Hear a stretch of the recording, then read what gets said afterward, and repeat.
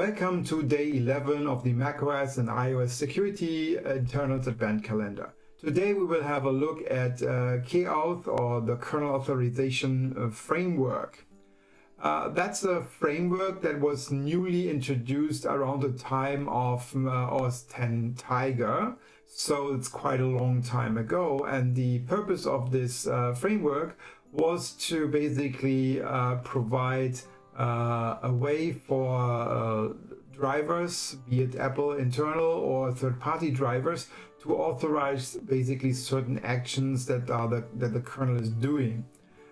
This is very well documented in an Apple technical note, TN 2127. You can Google it, and in detail you basically find the same stuff that is also in this entry of the advent calendar.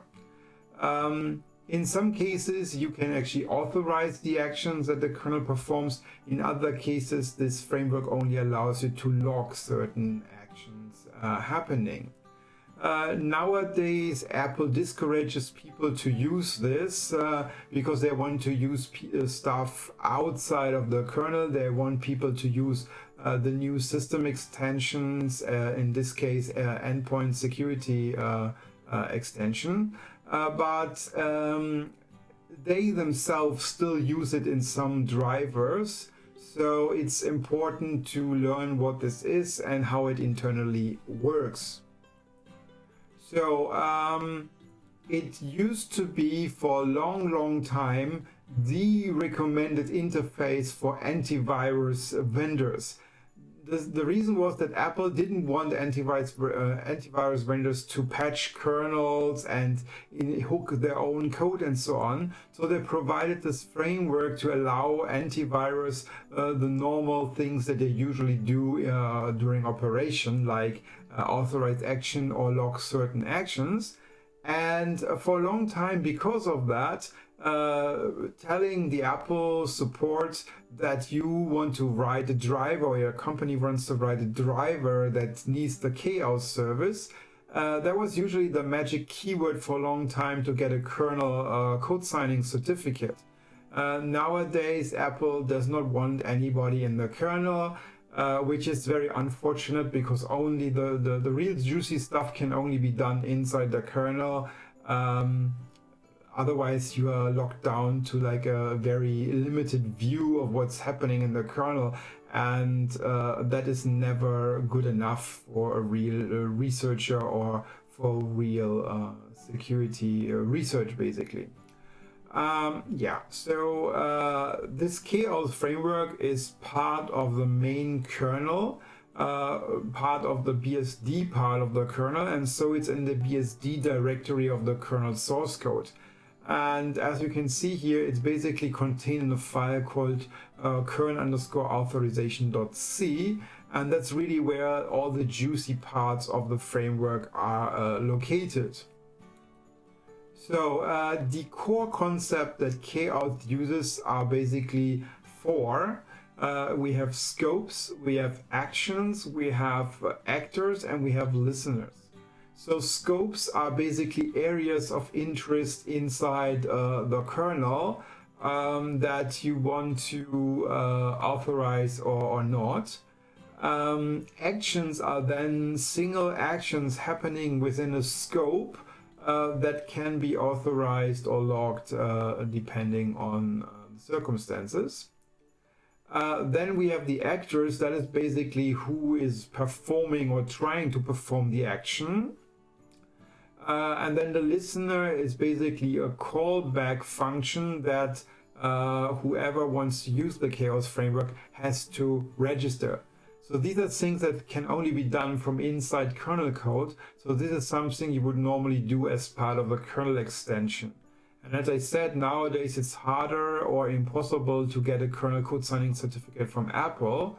But of course on your own systems, when you disable zip and stuff like that, you can actually load your own kernel extension and still make use of it. Unfortunately Apple wants it that way. It's very unfortunate, but that's how we have to deal with this. We have to disable all the security features to be able to run our own code, which is a little bit stupid, but That's how Apple wants it to be. So now what scopes do exist? So in the main kernel there are basically 4 scopes. There's the generic scope, the process scope, the vnode scope, and the file operation scope. And this file operation scope is special because unlike the other scopes, it does not allow you to authorize an action or not. The file operations can only be logged. So whatever you return in this case, it will just be ignored. It will always perform the operation. It will only notify you of the operation happening. So inside the kernel, these will usually be used via certain defines, very basically defined macros here. And they basically resolve to just a name, a string apple KAUTH dot and then the name of the scope. That's basically how they internally identify just by the name. So there are functions in the kernel so that kernel extension can theoretically register their own scope, but the result would be that only one kernel extension could register some scope for itself, and then theoretically someone else could write a kernel extension that controls the actions in that other kernel extension. Because you cannot just magically introduce scopes into the kernel, that's just not how it works. So new scopes would only be visible for actually drivers. So what a driver needs to do is they need to identify what scope they're interested in, and then they need to register a listener. And they do this by calling the function KAUTH listen scope. So they provide what scope are they interested in, which is the identifier. Then they provide the callback function, which is the so-called listener. And then they can provide some extra data called iData here that is passed to every evocation of the listener. That's just a common programming concept when you have callbacks, basically, to give it some extra data. So now the listeners. The listener or KAUTH scope callbacks. As you can see here, this is the prototype of the function that you need to implement as a driver programmer. Your scope listener gets called with the credentials of the actor. So that's how you identify who tried to perform the action. The second parameter is then the iData, that was the additional data that was registered when you registered the listener. And then the third parameter is finally the action that you want to authorize within the scope. Of course, every scope has its own action, so theoretically the same value for the action can mean different things depending on the scope. Of course, usually you would use like macros or defines for that. Then each listener gets 4 arguments, which are arguments 0 to 3, and they are dependent on what scope and what action you are listening on. Because for each scope and each action, different parameters are defined, and you have to look into the documentation, or better the source code, to understand what action actually takes what arguments. But of course, on this slide deck, I also have the information available. So when you write a listener, you need to return the decision of the listener. If you want to keep that from happening, if you want to allow it, or if you want to not make the decision. And for that, we have either KAUTH result allow, which means this listener allows this action to perform. So we made a decision based on who tried what, and we said, yes, we want to allow this. Then there's KAUTH result deny, And this means we actually looked at the action, we looked at the actor, and we decide the actor should not be allowed to do this. And then finally there's this KAUTH result defer, which means we didn't really look into who tried to do what here, or we looked into who tried what, but we don't feel competent enough to make the decision, or we are not responsible for this decision. Please let someone else decide. So these are the three results that can happen. And now, of course, we have the issue that there might be multiple of these listeners registered by different drivers. And the question is, what happens when different drivers return different results? So first of all, you need to know that the order in which these KAUTH listeners are executed are not really controllable. They basically depend on how the kernel works and the load order of the drivers at the moment. So that's why you cannot really influence the order of listeners from different drivers. However, there's a certain hierarchy what happens. So first, it will always check if there's a default callback for the scope, which normally exists, registered by the kernel itself. So it will first execute that, and afterwards it will basically just go through the list of all listeners and execute them one after another. So now the logic is that if the system sees a KAUTH result deny, then this sticks basically until the very end and cannot be changed by any other listener. The other listeners will still be executed so that they can make a decision and deny maybe something also, or allow something and log it somehow. But they will never be able to change the deny that previously was reported, because the deny is always sticking until the very end. So should a listener return allow, then this allow will stick around until there's a deny. So if there was no deny before, it will be then in the status yes, it's allowed. It's important to realize that it's only allowed basically if there was an allow. So if basically everybody would say, oh, we defer, then it would never be allowed, because there must be an explicit allow so that it will be allowed in the end. So how is this now integrated into the kernel? First of all, you need to know that it's actually not integrated in so many places, but in the few places where it is, it's looking a little bit like this here on the slides. So what you can see here is we have here an example from the ptrace system call, which of course is involved in debugging stuff. And what you can see here is when you try to attach to a process, it will check a KAUTH authorized process function, which is basically a wrapper to call something in this process scope.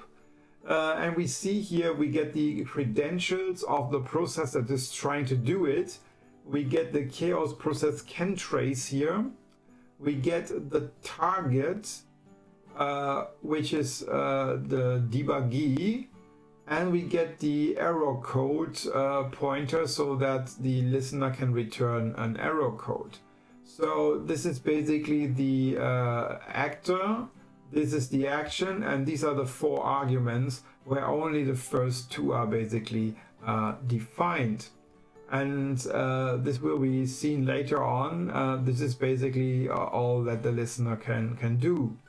So as I said, every scope should have a default listener, and for the generic scope, this is the callback, that is the default. And as you can see here, it only evaluates one kind of action, which is the KAUTH generic is super user. And what it does here is it checks if the UID is 0. And if it's 0, then it will allow this, and if it's not 0, it will deny this. Any other action will be deferred.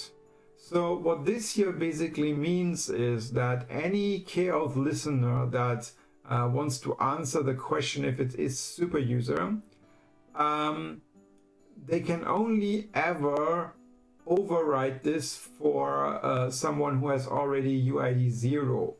Because if someone has already UID not 0, it will always be denied. So whatever the listener will do, they will not be able to change the result. So basically this means this can only ever be allowed if someone has UID 0, and then it can be smalled, the window can be made smaller and smaller who is allowed, depending on other listeners in the system. So let's go through all the possible actions. Like I said, there are not actually that many. So there's a process scope and a generic scope. And this slide is already big enough to show you all the actions that exist here. So basically in the process scope, we have this can trace action. This is what we saw earlier in the ptrace system call. It is basically just checking if a process is allowed to attach to another process for debugging purposes. And we already know the first parameter is the process that we want to attach to, so the debuggee. And the second parameter is a pointer to an integer variable that will hold the no return value when you deny it. So this seems to be like a very crazy thing to have, but tools like Little Snitch, when they were still using kernel drivers, they actually had this in place in their Little Snitch driver, and they were making the decision every time to try to debug one of their user space apps.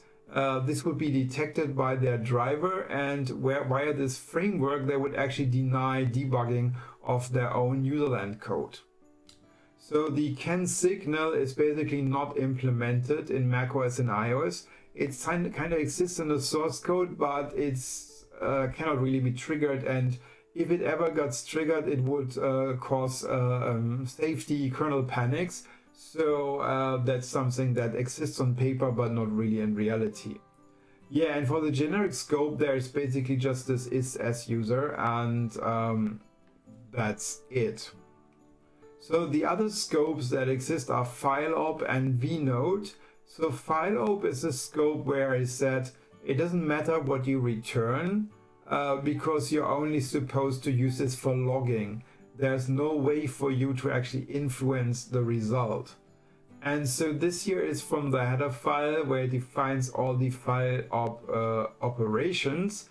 From time to time you have to check back with the header file, because Apple still keeps maybe adding stuff, even so it's deprecated, but as I told you, their own drivers still make use of this, so it's just deprecated for third parties basically. So what happens here is that we have open, close, rename, exchange, link, execute, and delete. And for each of these, you can see here in the comment what is hiding behind what argument. For example, when you try to execute something down here, you can see you get as the first argument the vnode, which is something like an internal structure of a file or directory that you're dealing with. And then you have the argument 1 or second parameter, which is the actual path name to the executable. So if you wanted to write a simple driver, you could attach to the fileop scope, look for this action here, and basically log every execution that happens. Yeah, wouldn't be very hard to write something like this. And in my longer form trainings and so on, this will be one of the tasks usually you should be able to do, and there will be hands-on for doing this normally. Okay, so the last action is then, the last scope is then the vnode actions. And the vnode actions are a little bit different because the vnode actions are not an enum basically. The vnode actions must be understood as a bit field more or less.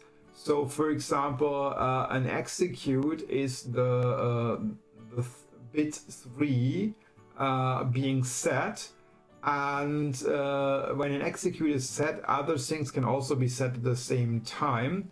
And so if you would just check against the value chaos vnode execute, you would actually miss a lot of executions because you would have to check what other potential bits are also set at the same time. Yes. So, and because it's a bit field and you have no real difference between what vnode action exists, the vnode actions actually have a standardized list of arguments, and they use all 4 of the arguments. And argument 0 is basically the so-called VFS context, the virtual file system context. This is something that you internally need when you write kernel code that deals with file operations. If you want to execute certain things like reading, writing, and so on in a file, then you usually need a VFS context to perform the action on. And this here is basically given to the listener so that they can directly make the operations without having to somehow create their own VFS context and so on, or look it up or something like this, whatever they need to do in their kind of code. So the argument 1 is then the vnode that the action is performed on. So for example, when you try to execute something, this would be the vnode that we're working on. By the way, when it comes to execute, you need to be careful because execute on a directory doesn't mean like an actual execution. It means like looking at the content of the directory. So if you wanted to basically log all executions, you would have to make sure that the VN is actually a file and not a directory. So parent vnode is sometimes makes sense. For example, when you move something around and so on. And in this case, we need a parent vnode. But in most cases, there is no parent vnode attached to an action. Yeah.